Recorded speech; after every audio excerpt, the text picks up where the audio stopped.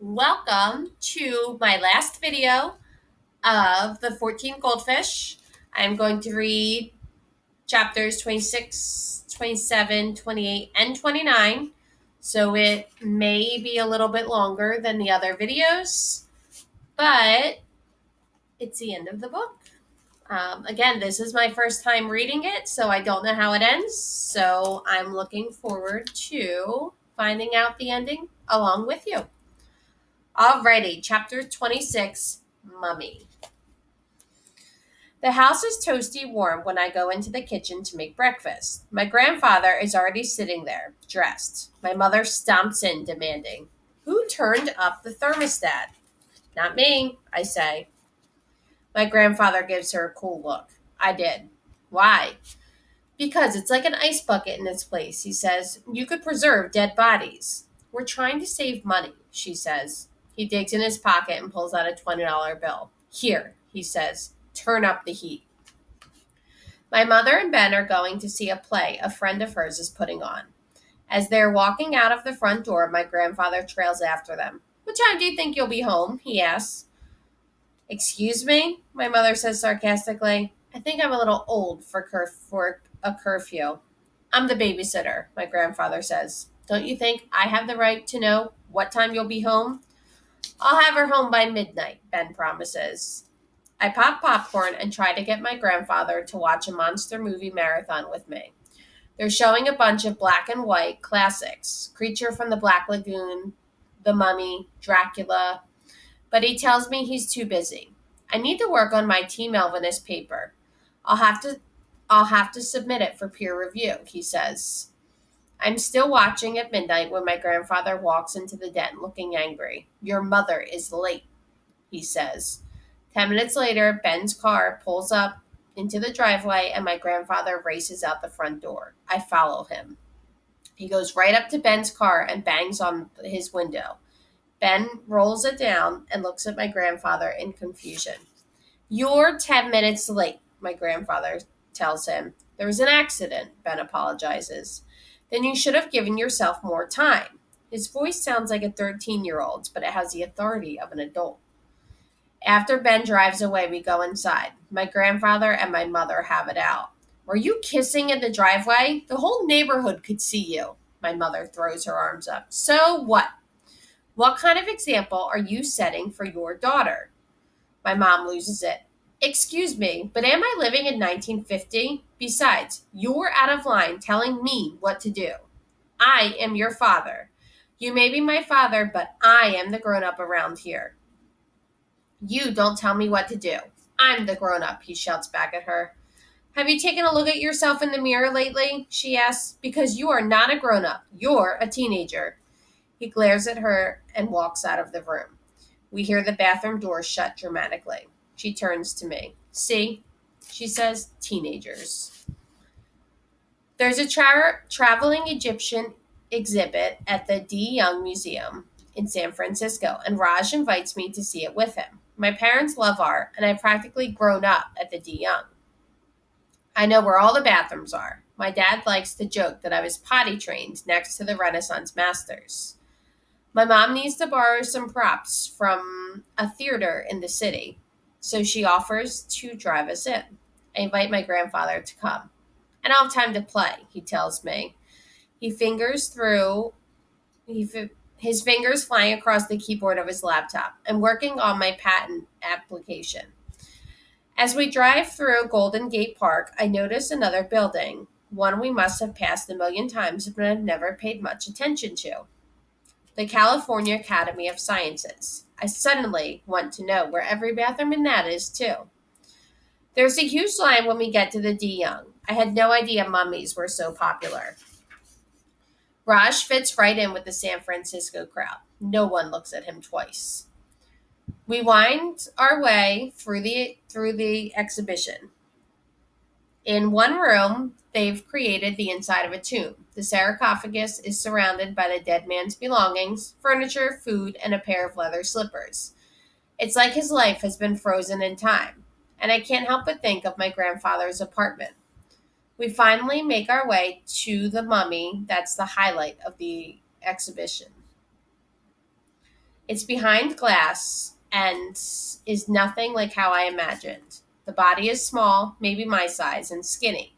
The bandages aren't white like in the movies. Instead, they're a dark brownish black and they look like they've been melted onto the body. There's a hole where the nose should be, and the skin looks hard, like suede. But it's the hair that's the most disturbing. There's a long tuft of brown hair curling on the back of the mummy's head. I almost wish I hadn't seen it. It makes the mummy seem too real. I don't remember my grandmother's funeral, but I know she was cremated and her ashes were scattered in San Francisco Bay. There's something I've always liked about that. Whenever I see the bay, I feel like I can hear her in the rolling waves and the shouting seagulls. Why did they all do this? I asked Raj. Why not just bury the body or cremate it? Because they wanted to live forever. He squints a half smile. They thought their spirit could come back into the body if it was preserved. Kind of like what Melvin's doing. Melvin's not dead, I say. True, but he's sort of preserving himself, he jokes. Just like a mummy. I stare at the tuft of hair. Hey, come on, says and smiles. Let's hit the next room. They've got a mummified cat. That is the end of chapter 26. Chapter 27. After. On the bus ride home from school, my grandfather holds up his science textbook. He must be running low on laundry because he's wearing the cast shirt for my mother's production of hair. It's tie-dyed. And I think of Star Lily. T. Malvinus will have its own chapter in here now, he crows. Yeah, I say with a forced smile. He starts paging through the sections. Where would it make most sense for them to put it? When we get home, my grandfather heads to the kitchen for a snack, but I'm not hungry. My stomach feels a little weird, so I go to the bedroom to lie down. I can't stop thinking about the mummies. It's so creepy. The dead waiting to come back to life. Maybe there's a reason they're monsters in horror movies. I look around my room with new eyes, and what I observe makes me question everything. The handprints on the wall. As people grow older, will hands get smaller instead of bigger because of T. Malvinus? The pink bow on my dresser for my birthday present Raj gave me. Will people have fewer candles on their cake every year because they're getting younger? I feel like Galileo. My vision of the universe suddenly unpended. Before I know it, I find myself sitting at the computer looking up the atomic bomb in Oppenheimer. All at once, I need to know about the afterlife. What happened after the bombs? About the after. What happened after the bombs were dropped in Japan? Images flash across the screen. Crushed buildings, smoke, crying children. The article says that no one knows for sure how many people died from the bombings. One estimate puts the final death toll at 185,000. I'm good at math. I try to make this number something I can actually understand. There are 900 kids at our middle school, so it would be 200 middle schools worth of dead kids. Of all kids like Raj and Momo and Brianna. And that's not even counting everyone else, like the school secretary, the janitor, and all the teachers. Mr. Ham with his funny ties. My head swims. What if it happens again? Like Mr. Ham said, the genie is out of the bottle. Oppenheimer's words ring in my ear like 1,000 bombs going off at once. We knew the world would not be the same. My grandfather's at the kitchen counter with his laptop, eating a burrito and drinking tea. The words bubble up out of me. What will they write? I ask him. About what? About us. In the textbooks. What will they write? He stares at me. I mean, will they say that Melvin Cigarski and Ellie Cruz changed the world? Or that we ruined it? Ruined? We're saving people from old age, just like polio. But old age isn't the same as polio, I say. He shakes his head. What has gotten into you? This is science. This is how discovery works. I believe in science. But what if it isn't a good idea? What if we're not Salk? What if we're Oppenheimer? What if T. Melvinus is like the bomb? Nonsense, he says and turns back to his computer, dismissing me. Brianna thinks you're cute, I burst out. He turns to me with a perplexed look. Who's Brianna? My friend. My ex-friend. I don't know who she is anymore, but it doesn't matter. She wants to date you. I'm a widower. I have no interest in dating. He doesn't get it. He doesn't get that it's going to poison everything. You're like a mummy coming back to life.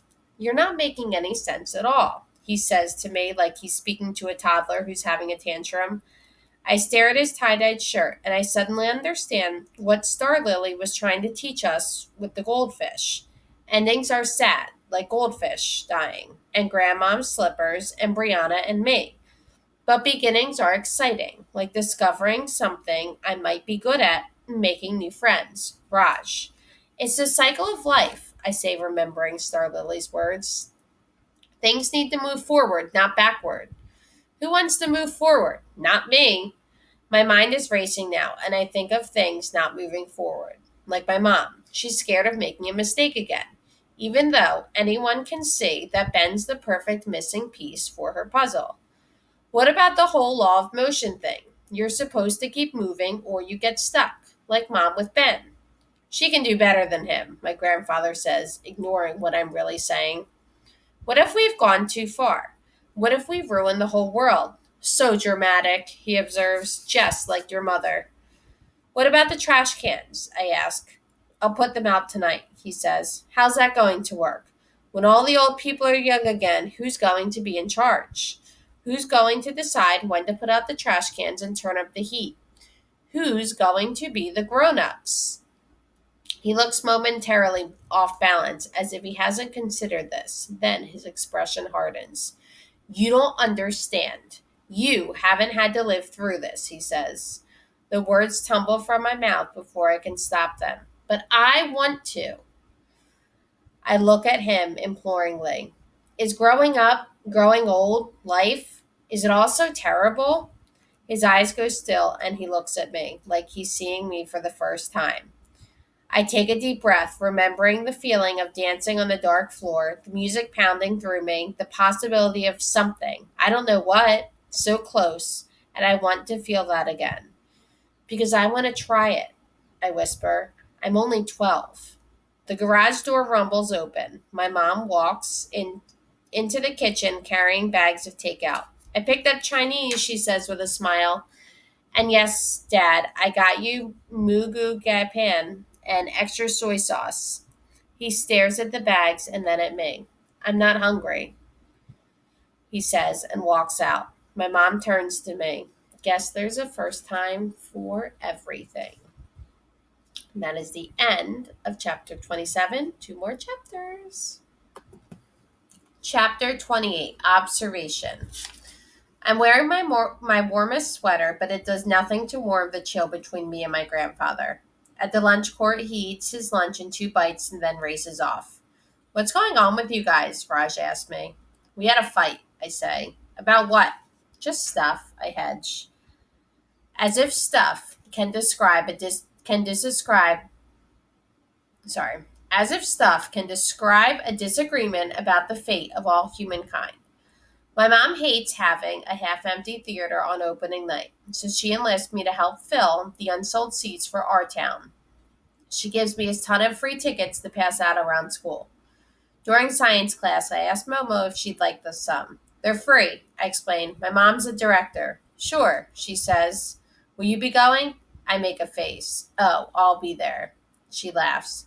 I know the feeling. I have to go to all my brother's soccer games. Then she says, you want to do something after? Maybe get some frozen yogurt? I smile at her. That sounds great. Our town opens on Friday night. My mom's already at the theater getting everything ready, so Ben drives my grandfather and me over. My grandfather's wearing a jacket and tie. I expect him to complain about having to see our town, but he's unusually quiet. The theater is packed. I guess all my hard work paid off. I wave at Momo, who looks like she brought her whole family. We settle down in our seats, the house lights go dark, and the curtain goes up. Maybe I was too young when I saw it all those times before, because this time it's interesting. Or maybe it's the actors. My mom was right. The kids playing Emily and George are great, especially Emily. She starts out as a teenager, She grows up and gets married and then dies while having her second baby. After she's dead, she comes back to Earth for one day as a 12-year-old, just like me. She has a line about whether anyone understands life when they're living it.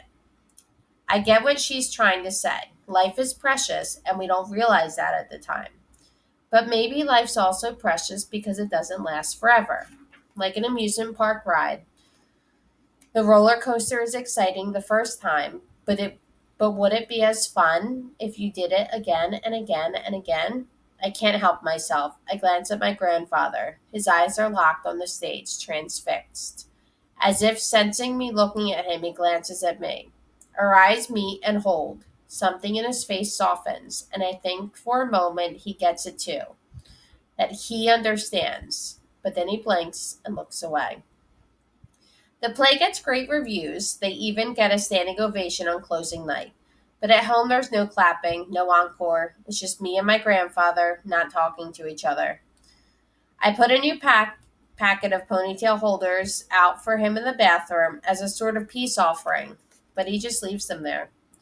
Part of me wants to smooth everything over, tell him I was wrong, but deep down I know I'm right. The world isn't ready for Team Elvinus. I wonder if this is what it's like to be a scientist. To believe in something so strongly that you're willing to go against everything, even someone you love. Maybe I'm a little bit mad after all. The house is empty when we get home from school. My mom's at the high school striking the set. My grandfather and I go our separate ways, me to the kitchen, him to the bathroom. I'm full of nervous energy and decide to cook something. I flip through my grandmother's recipe box and settle on a quiche. I make sure we have all the ingredients, flour and butter for the crust, eggs, ham, and cheese.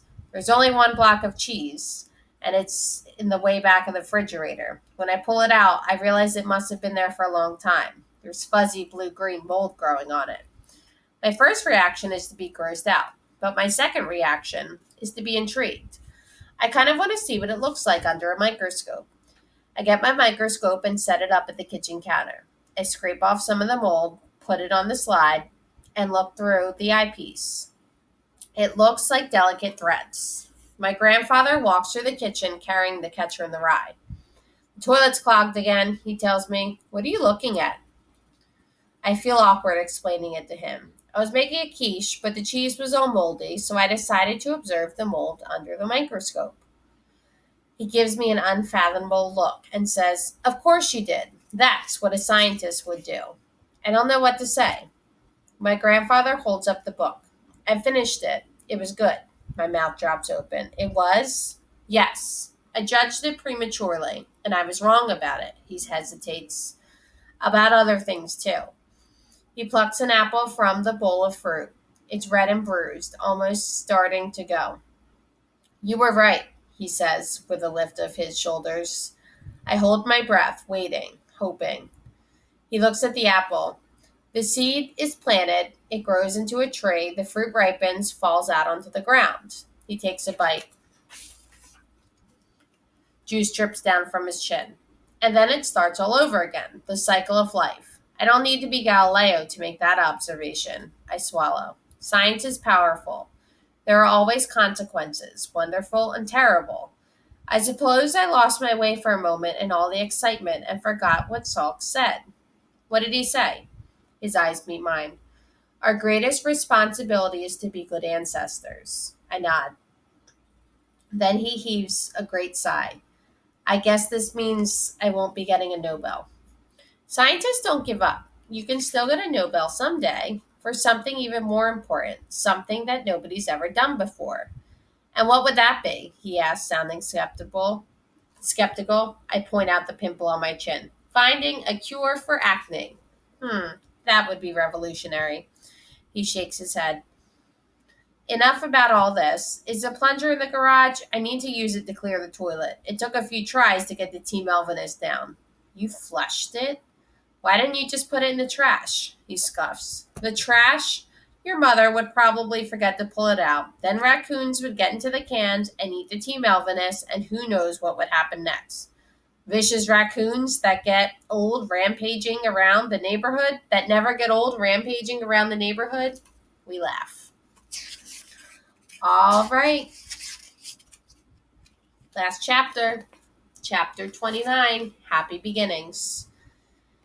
Nicole calls to tell my mom that she wants her old babysitting job back. The ear-piercing place is not turning out to be the great opportunity she thought it would be.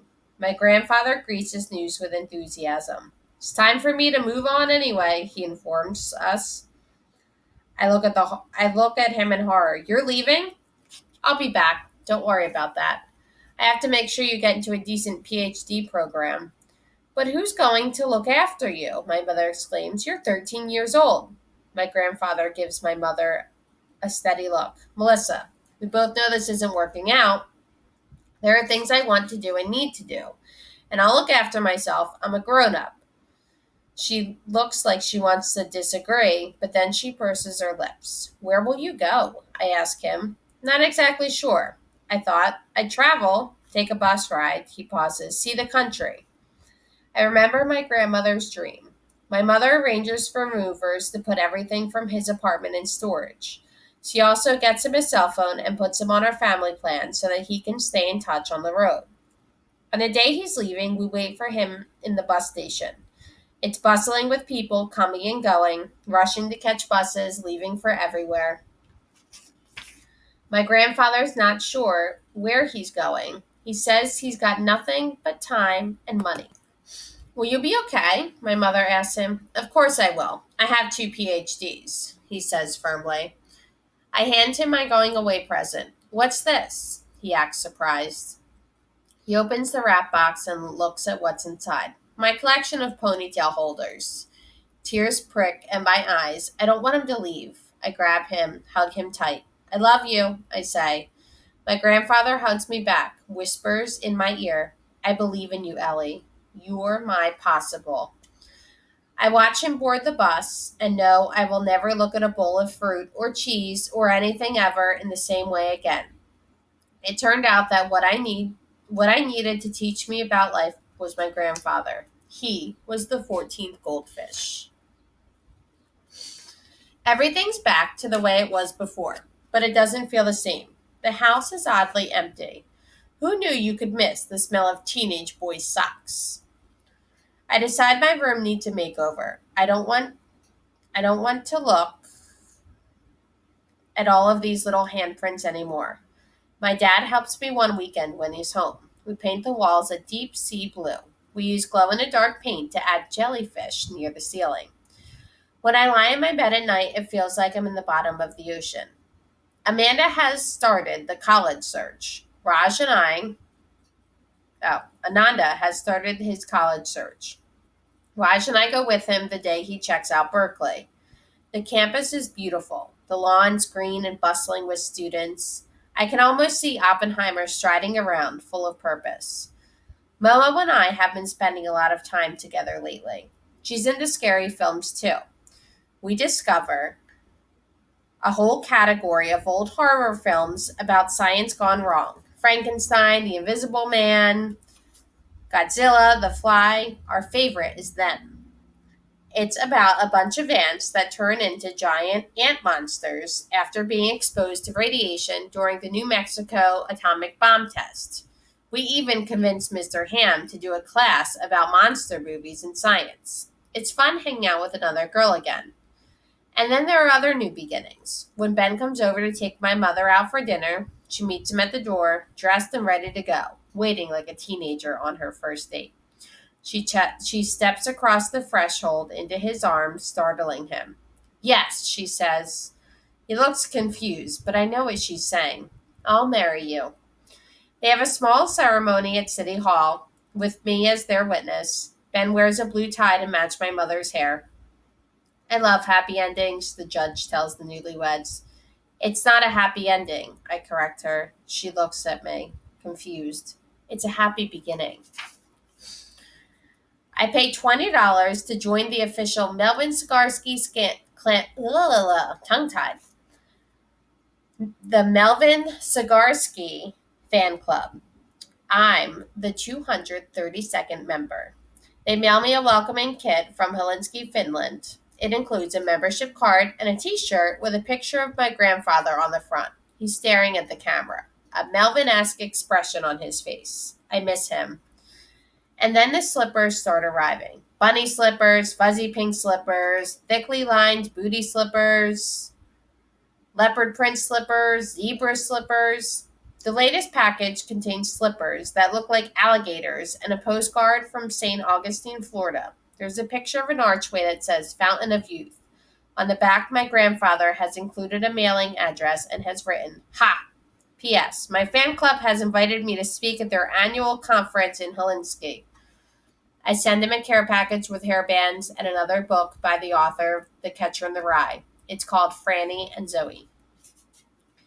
I'm working on a new puzzle at the kitchen table when Nicole walks in. It's Egyptian themed with a picture of the pyramids and King Tut's sarcophagus. Raj got it for me. Your mother called, Nicole tells me. She and Ben are going to be late. She said we could order a pizza. My mother and Ben are meeting with a real estate agent about looking for a new house, something bigger, with a toilet that doesn't get clogged and a yard so I can have a dog. We call for pizza and the doorbell rings 5 minutes later. That was fast. When I answer the door, there's no pizza delivery kit. Instead, a courier van is pulling away from the curb. Looks like you got a package, Nicole says. There's a box on the front porch. The label says contains dry ice. I look at the label. It's addressed to my grandfather from somewhere in the Philippines. There's an envelope taped to the package, and I open it. Inside is a handwritten note, and when I read it, my breath stops. It says, Dear Dr. Sigarsky, I found the jellyfish stranger than the last one. Thought you might want it, Billy.